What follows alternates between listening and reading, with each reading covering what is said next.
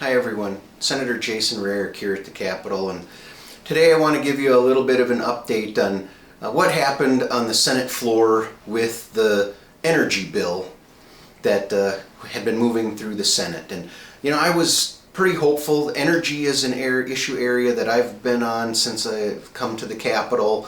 With my background, I really love being on it and working on this, what is Minnesota's energy future? And I was not in support of the 2040 bill that we have to be carbon free with our electric generation, by 2040. I just don't believe the technology is there yet to do that affordably and reliably.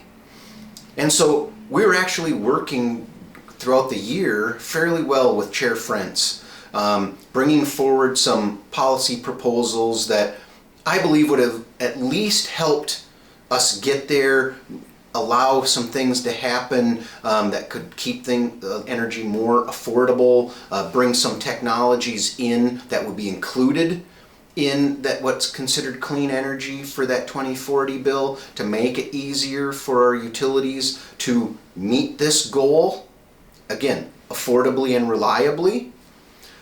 Unfortunately, what we saw happen was exactly what we saw happen last year with the bill to do permitting reform around transmission lines for wind and solar.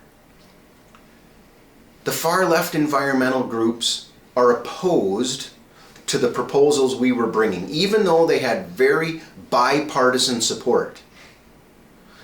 In fact, when the bill was passed out of the Energy Committee at the very end, including policy provisions that Senator Matthews had, that I had, Senator Weber had, it passed out of committee with a 9-2 vote. Every Republican voted for it, and all the Democrats except two that align with the far left environmentalists voted for it. But what we saw happen, instead of moving forward with the bipartisan plan that had support from both political parties, the provisions from the Republicans were stripped out, and we're moving forward with a bill that does nothing to address the issues and how we are actually going to get to our 2040 goal. We had a lot of discussion, and Majority Leader Murphy, her comments, I just don't, they're baffling to me how you can say the things and actually believe it.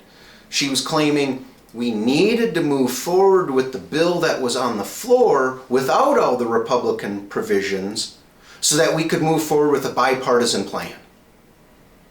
The bipartisan plan was the one that came out of committee that had a 9-2 vote. So Senator Matthews, myself, a number of others, we presented the amendments to bring these provisions back into the bill. And the funny thing is we had Democrats that said, I support this amendment, but today I can't vote for it. It's outside of our agreement.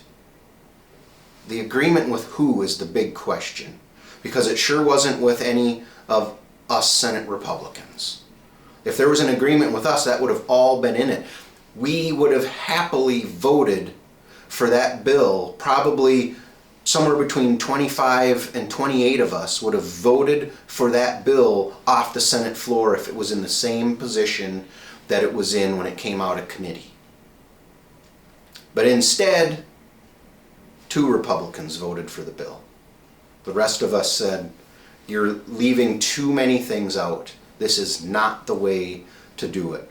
3 years in a row that an energy bill that could have had strong bipartisan support failed because they've determined it is far better to appease the far left environmentalists rather than working together across the aisle.